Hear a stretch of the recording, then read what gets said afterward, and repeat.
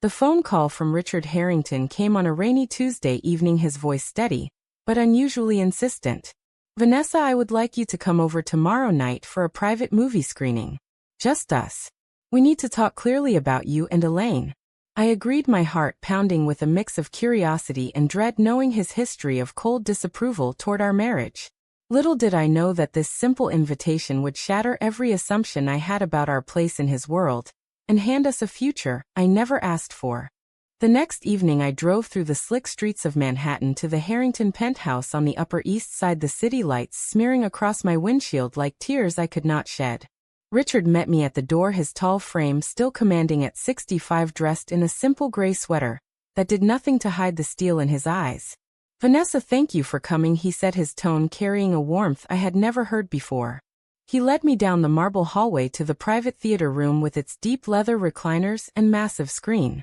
We settled in, and he started an old film about fractured families finding their way back together. Halfway through he paused the movie and turned to me, pulling a thick envelope from the side table. "This is for you and Elaine. My lawyers prepared everything. All my shares in Harrington Enterprises transferred jointly to my daughter and her wife. It is done and it is irrevocable." I stared at the documents, the black ink on crisp paper blurring as my hands began to shake. Harrington Enterprises was a tech empire worth billions, built on software and artificial intelligence that powered half the Fortune 500. Richard the First, do not understand. Why now, after everything? My voice cracked as memories rushed. In the day Elaine came out to him at 25, the shouting matches, the threats to cut her off completely, the years of silence that followed. He leaned back, rubbing his temples, looking suddenly frail. "Life is shorter than we think, Vanessa. I have watched how you two fight for each other every single day. Maybe it is time I stopped fighting against it. No conditions. No strings. Just take it and make something good out of it." The drive back to our Brooklyn apartment felt endless, my mind racing through every possible motive. When I walked through the door, Elaine was curled on the couch, her long blonde hair loose around her shoulders, a glass of wine untouched beside her. "How was it?" she asked, her blue eyes searching mine with that familiar mix of love and worry. I pulled the envelope from my bag and placed it in her lap, watching her face drain of color then flood with disbelief. "This cannot be real," she whispered, flipping through the pages, her fingers tracing the signatures. We sat there for hours, the rain tapping against the windows as joy and terror battled inside me. "Elaine, this changes everything. We could fund the scholarship program we always dreamed about for kids like us kicked out of conservative homes. But what if he is dying, or this is some last attempt to control us?" Elaine pulled me into her arms, her scent of citrus and vanilla grounding me like always. Our story had not been easy. We met 5 years ago at a tech conference in Chicago where I was pitching marketing strategies for my small firm, and she was quietly building her own path away from her father's shadow. Late-night conversations turned into stolen dinners, then weekends together. When she finally told her family, the fallout was brutal. Richard screaming that she was throwing away the family name, Margaret crying about grandchildren that would never come. We moved in together 6 months later, married in a small Vermont ceremony with only our closest friends 2 years ago. No Harrington showed up, just a terse card wishing us well in the most impersonal way. Now this sudden shift left me reeling. "Maybe he really is changing," I said, but even as the words left my mouth, doubt coiled tight in my chest. The power of billions could lift us up or crush the life we had fought so hard to build on our own terms. The next morning we called our lawyer, who confirmed every detail was legitimate and airtight. Elaine paced the living room, her excitement bubbling over. "Vanessa, we could finally quit the rat race and focus on what matters." I smiled, but inside the questions multiplied. At my marketing job I had faced enough subtle prejudice, the sidelong glances when colleagues learned about my wife, the past over promotions that felt too convenient to be coincidence. Elaine dealt with the same in finance circles where old boys clubs still whispered behind closed doors. This inheritance would thrust us into the very center of that world. As we toasted with fresh coffee, the phone rang again, this time Margaret, her voice sharp through the speaker. "Your father told me everything. How could you two accept this without a single conversation with the rest of the family?" The call ended in tears and accusations, leaving us staring at each other in the sudden silence. The storm was only beginning, but for that one night we held each other tight, whispering promises that love would see us through whatever came next. Yet as sleep finally claimed me, I could not shake the feeling that this gift carried a price we had not yet calculated. But the next morning the reality hit harder when Elaine suggested we drive upstate to the family estate for dinner to thank her father in person. The Hudson Valley mansion loomed under gray skies as we pulled up the long driveway, memories of past holidays spent alone in our apartment flashing through my mind. Richard greeted us at the door with an actual hug, something I never thought possible. Margaret stood behind him, her arms crossed, her perfectly coiffed hair not hiding the disapproval in her eyes. Inside, the dining room was set with the fine china we had only seen in photos. As we sat down, Elaine cleared her throat. "Dad, Mom, thank you. This means more than you know." Richard nodded, but Margaret cut in, her voice trembling. "Do you have any idea what this looks like? The entire board is already buzzing. 2 women running a company like ours. The whispers will destroy the reputation your father built over 40 years. The argument escalated quickly, Margaret listing every sacrifice the family had made for the company while Elaine defended our right to happiness. I sat silent at first, my fork pushing food around the plate as guilt washed over me. Was I the outsider stealing their legacy? Richard finally raised a hand. "Enough. The decision is made. Vanessa and Elaine will take their places and I expect the family to support them." But the damage was done. As we drove home that night, Elaine gripped the wheel tight, her knuckles white. She never accepted me, not really. Now with the shares it feels like we are being punished for winning. I reached for her hand, knowing the weight she carried, the daughter who had always tried to earn her father's approval only to be loved on his terms. Back in Brooklyn we stayed up talking through the night, mapping out how we would step into the company without losing ourselves. Elaine wanted to push for diversity initiatives. I suggested we review the employee benefits that had always ignored same-sex partners. Yet beneath the plans, fear lingered. The next day at my office the stares were already different, as if word had leaked. A colleague pulled me aside. "Vanessa, is it true? You married into billions?" The question stung like an accusation of gold digging, even though our love had nothing to do with money. That evening another call came, this time from Elaine's sister Claire, who had always been the golden child, the straight married one with 2 kids. "Congratulations, sis," she said, her tone sweet but edged with something sharper. "But you know this puts all of us in a difficult spot. The family trust discussions, the inheritance shares for the grandkids."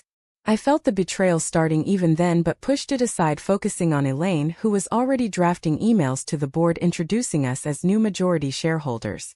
Over the following week we met with lawyers and advisors, the paperwork endless. Each signature brought a rush of power mixed with nausea. At night in bed Elaine would trace patterns on my back, whispering about the life we could build helping others, but her voice carried the same doubt I felt. What if accepting this means we become the very thing we hated, the privileged few who never had to struggle? I held her closer, knowing the price was already climbing, family ties fraying under the weight of old money expectations and societal eyes now fixed on us. Yet in those quiet moments our bond felt unbreakable, the one constant in a world shifting beneath our feet. The calls from distant relatives grew colder, the invitations to events suddenly scarce. We were in and out at the same time, and the tension built like a storm gathering force we could not yet see. The first media headline appeared 10 days later on a business blog that somehow knew every detail. "Harrington heiress and wife take control of empire in surprise transfer." The comments sections filled with poison, some calling us opportunists, others questioning how 2 women could possibly lead a tech giant. Elaine threw her phone across the room after reading one particularly vicious post.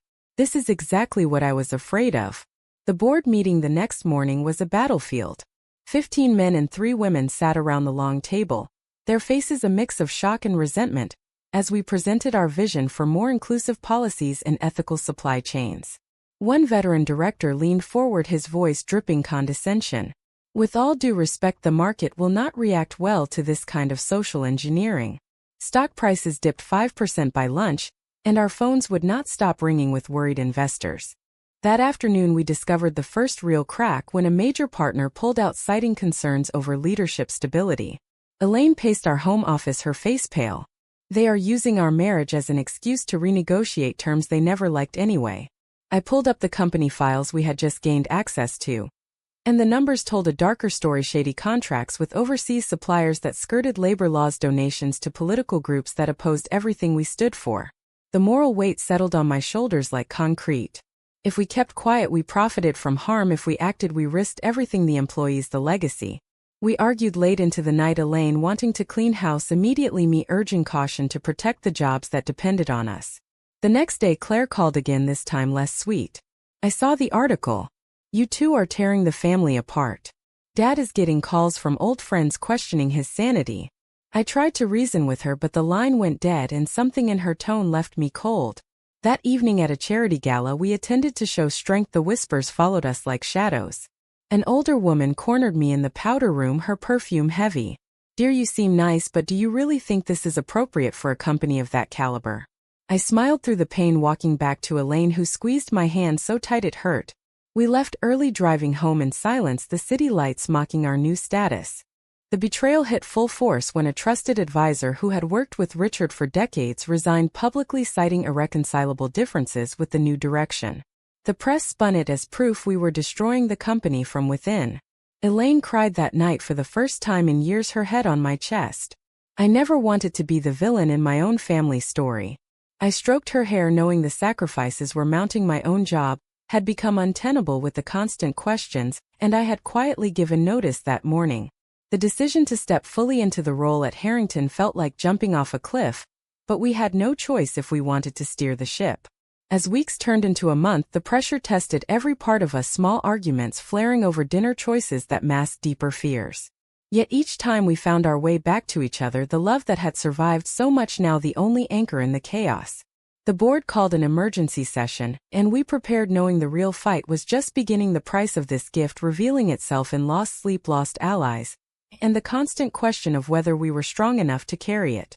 The emergency board session dragged into the night, with accusations flying across the table like daggers. One member waved a printout of the latest stock dip, demanding we reverse course on the ethical reforms. Elaine stood tall, her voice steady as she laid out the evidence of the problematic contracts we had uncovered. This is not about politics, it is about long-term survival. The room erupted, but we held our ground, walking out with a narrow vote to review all deals. Outside in the hallway, Elaine leaned against the wall, exhausted. I never realized how much of Dad's empire was built on compromises I cannot live with.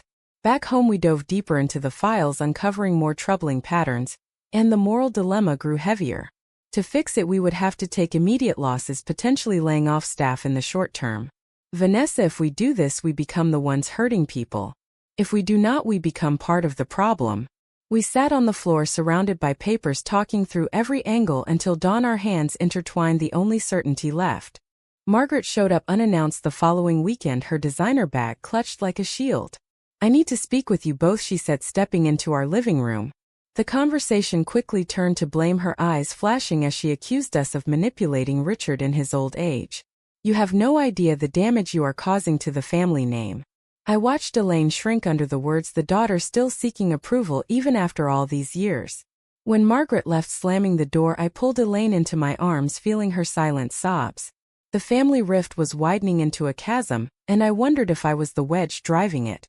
My own parents back in California had been supportive but distant, calling less often now that the spotlight made them uncomfortable. The isolation settled in like fog. At the office the next week, a key executive resigned, citing family pressure.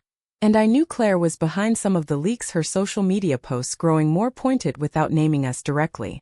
The betrayal stung deeper than expected, the sister, who had once sent us a wedding gift, now fueling the fire. Our marriage began to show cracks under the strain, small things like forgotten anniversaries turning into heated discussions. One night, after a particularly brutal investor call, Elaine snapped. Maybe we should have said no. Maybe this money is poisoning us.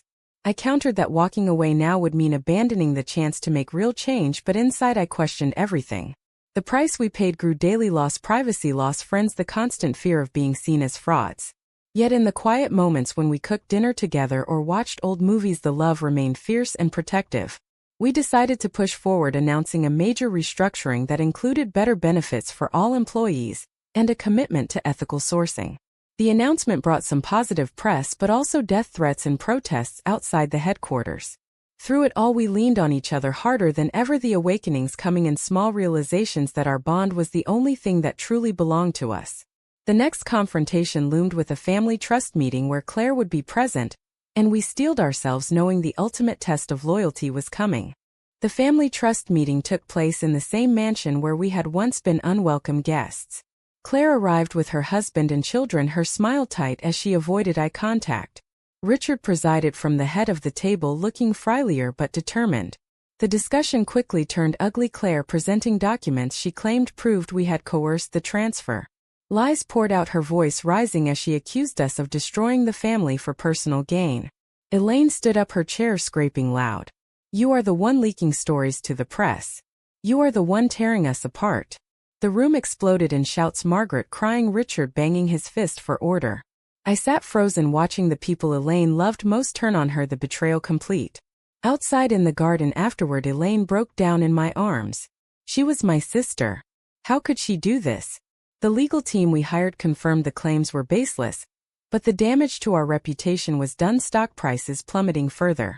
The low point came 2 weeks later when a major client canceled a $100 million contract, citing the ongoing drama.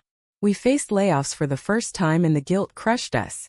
Elaine barely slept, pacing the apartment at night, her eyes hollow. "Vanessa, I feel like I am becoming my father, the very thing I ran from." Our arguments grew sharper one night, ending with her sleeping on the couch, the distance feeling like a gulf. I drove to the office alone the next day, staring at the city skyline, wondering if accepting the shares had been the biggest mistake of our lives. The pressure exposed every insecurity, the fear that I was not enough for this world, the worry that our love could not survive the public scrutiny. A trusted friend from my old job reached out with a warning. The rumors had spread to personal attacks, questioning our marriage as a sham for the money. The isolation was total. Yet in the darkest hour we found each other again. One rainy afternoon, Elaine came home early, finding me crying over the latest headline. She dropped her bag and held me tight, whispering, "We are in this together no matter what." We spent the night talking through the pain, making the hard decision to sell off a portion of the shares to cover the layoffs and invest in worker retraining. The move cost us personally, but it felt right, the first step toward reclaiming our values. The relationship strain eased as we recommitted to date nights and honest conversations, the sacrifices forging us stronger. The final crisis hit when Richard was hospitalized with heart issues, the family blaming us openly. At his bedside, he squeezed my hand weakly. "You two are the future. Do not let them break you." His words gave us the resolve to fight back, publicly announcing our reforms and standing together at a press conference, our hands linked for the cameras. The backlash was fierce, but so was our unity, the low point giving way to a fierce determination that no amount of money or family pressure could break what we had built. The press conference marked the turning point, though the road remained rocky. We faced lawsuits from distant relatives and board challenges, but our team held firm, implementing the changes we believed in. Employees responded with surprising loyalty, many staying through the uncertainty, inspired by the new direction. Claire went silent after the trust meeting, her betrayal a wound that would take years to heal if ever.